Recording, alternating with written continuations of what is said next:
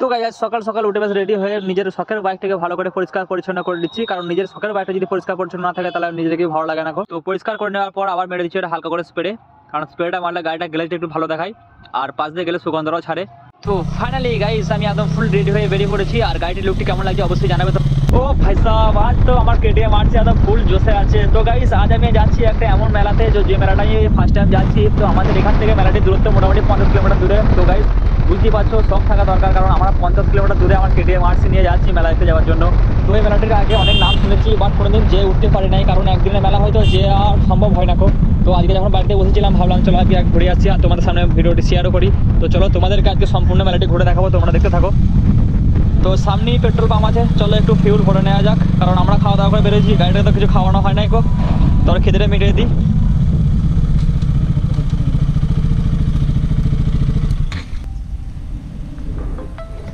কি বলছে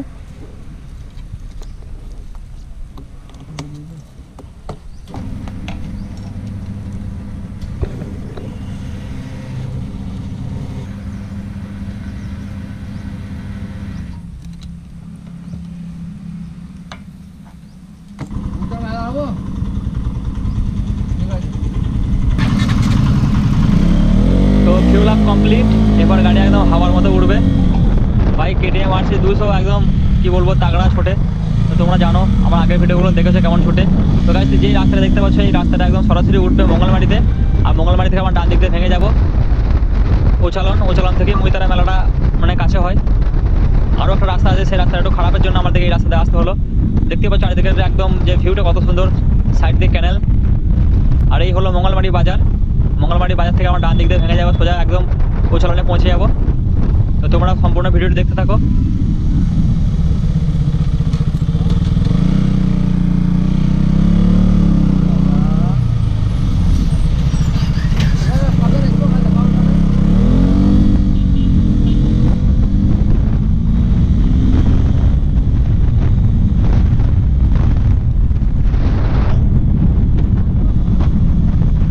তো অবশেষে যে মেলাথালি যাওয়ার যে মেন রাস্তাটা সেই রাস্তাটা আমরা পৌঁছে গেছি, কারণ আমরা জানা নেই প্রথমবার আসছি।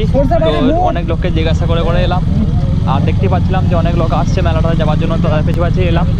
আর মেলাটি হচ্ছে মাঠের মাঝখানেতে, সেই লেভেলে ধুলো হবে।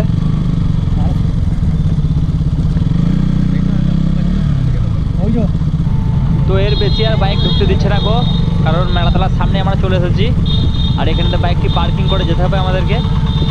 তো চলো আমরা সর্বপ্রথম বাইকটিকে পার্কিং করি।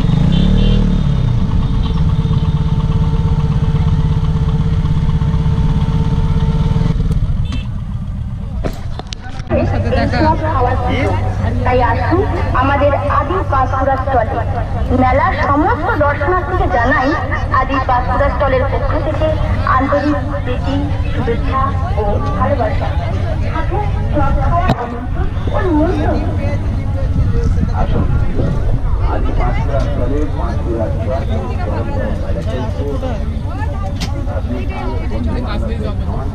কাশ্মীরি চপ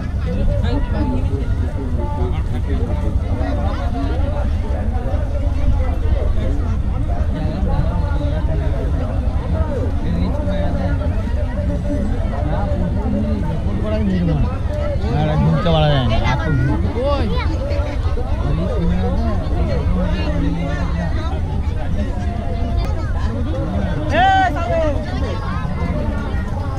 এখানে দেখ কুড়ি টাকা গেছে, দেখ বাসি নাই কুড়ি টাকায়।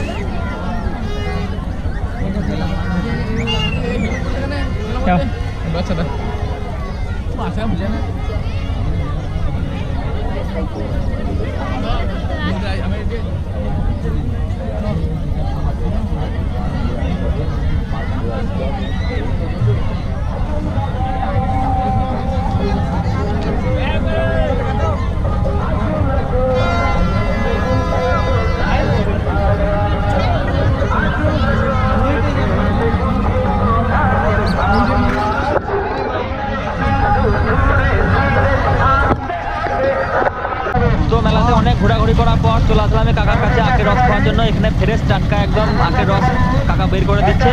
তো অনেক ক্লান্ত হয়ে গেছি মেলা তেলাতে ঘুরে ঘুরে, চলো একটু আখের রস খাওয়া যাক।